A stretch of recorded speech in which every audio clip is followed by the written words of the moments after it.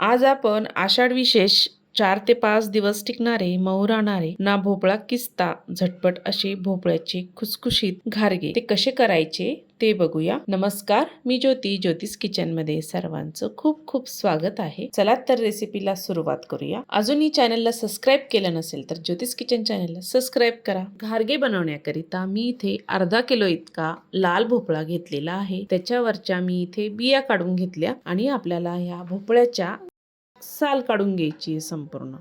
आपण इथे आता भोपळ्याची साल काढून घेऊया.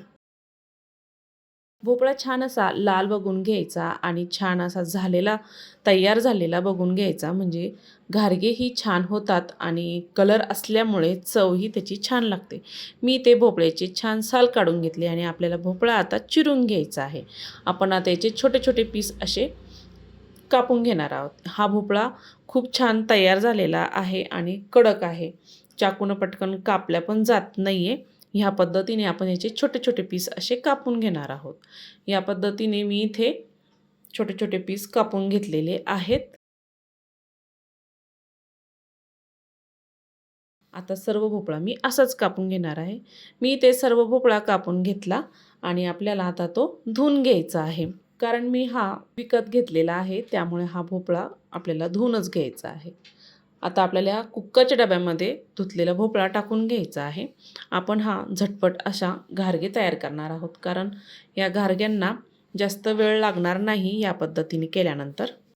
भोपळ्याचे सर्व पीस आपण कुकरच्या डब्यामध्ये टाकून घेतलेले आहे. जितका मी भोपळा घेतलेला आहे त्याच्या अर्धा आपल्याला गूळ घ्यायचा आहे. मी इथे पाव किलो इतका गूळ घेतलेला आहे. त्याच्यावरती थोडासा टाकला तरीही चालतो. अगदी पाऊण वाटी आपल्याला इथे पाणी टाकून घ्यायचं आहे, थोडं त्याचं मेल्ट होण्यासाठी. कुकरमध्ये आता जाळी टाकून घेतली, त्यामध्ये पाणी टाकलं आणि कुकरचा डबा ठेवलेला आहे. झाकण ठेवायचं आणि याची आपल्याला शिट्टी काढून घ्यायची आहे. मध्यम आचेवर 1 ते 2 शिट्ट्या काढायच्या, म्हणजे छान मऊ होतो. गॅसवर आता मी कुकर ठेवलेला आहे. आपला कुकर ही 2 शिट्ट्या झालेल्या आहेत.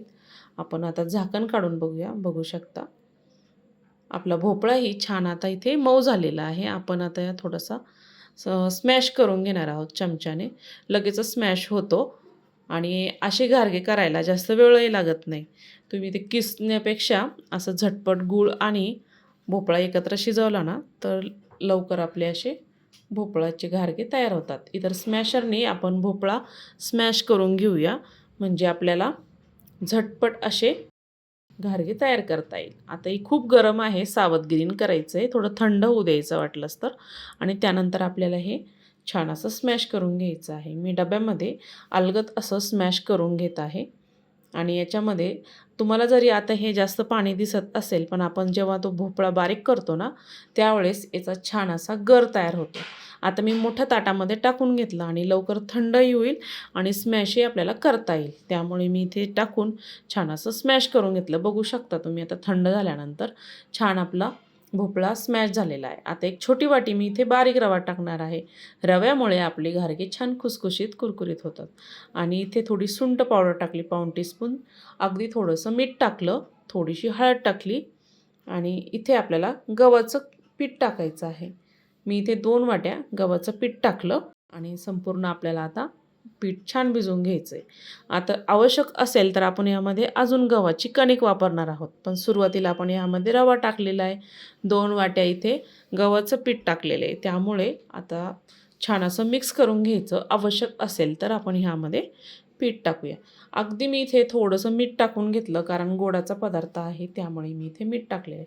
पिठाचा गोळा आपला छान इथे मळून घेतला. थोडंसं तेल टाकायचं आणि छान मळून घ्यायचं आहे. बघू शकता तुम्ही कलर आत्ताच किती छान आलेला आहे. छान मी तेल टाकून इथे मळून घेतलेलं आहे पीठ आणि आपल्याला हे थोडंसं भिजू द्यायचं आहे. इथे मी 5 ते 10 मिनिटानंतर बघू शकता पीठ आपलं छान भिजलेलं आहे. तुम्हाला जर घाई असेल लगेच केलं तरीही चालतं, काही हरकत नाही.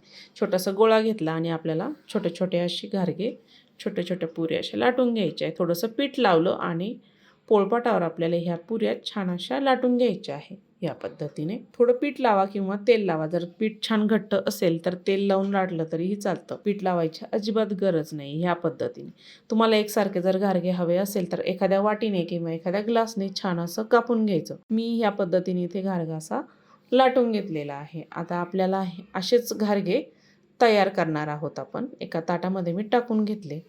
मी इथे 4 घारगे तयार केलेले आहे. तुम्हाला जर वाटलं तर खसखसही लावू शकता. कढईमध्ये छान तेल गरम झालेलं आहे. एक घारगा आपण तळायला टाकूया. मध्यम आचेवर मी इथे घारगे आपल्याला तळून घ्यायचे आहे. म्हणजे छान आतमध्ये पर्यंत तळल्या जातात आणि खुसखुशीत असे घारगे आपले तयार होतात. छान वरची बाजू तळलेली आहे. आपल्याला खालची बाजूही तळून घ्यायची आहे. या पद्धतीने छान असे टम्म फुगतात आणि मस्त अशी खुसखुशीत कुरकुरीत लागतात. आरामशीर 5 ते 6 दिवस हे घारगे छान टिकतात. तुम्ही प्रवासातही नेऊ शकता. आता आषाढ चालू झालेला आहे. आषाढ आपल्याला 3दा तळावा लागतो. तर अशा तुम्ही लाल भोपळ्याचे घारगे नक्की तयार करून बघा. छान आपला घारगा तळलेला आहे. एका ताटामध्ये काढून घेऊया. आता दुसरीही मी इथे पुरी टाकून घेतली आणि ते आपल्याला घारगे छान असे मध्यम आचेवर तळून घ्यायचे आहेत. बघता क्षणी खावेसे वाटेल इतके छान तयार होतात. बघू शकता घारगा आपला किती टम्म फुगलेला आहे. मस्त असे खुसखुशीत तयार होतात. माझ्या मुलांना तर खूप आवडलेले आहेत. तुम्हीही नक्की करून बघा आणि आजची रेसिपी आवडली असेल तर ज्योतिष किचन चॅनलला नक्की सबस्क्राईब करा. बेल आयकॉनला क्लिक करा म्हणजे नवीन रेसिपीचे नोटिफिकेशन सर्वात आधी तुम्हाला मिळेल. फेसबुकवर बघत असाल तर फॉलो करा. आणि हो, छान छान रेसिपी बघण्यासाठी जास्तीत जास्त व्हिडिओ मित्रमैत्रिणींना, नातेवाईकांना शेअर करा, लाईक करा आणि कमेंट करायला विसरू नका. संपूर्ण व्हिडिओ बघितल्याबद्दल सर्वांचे धन्यवाद.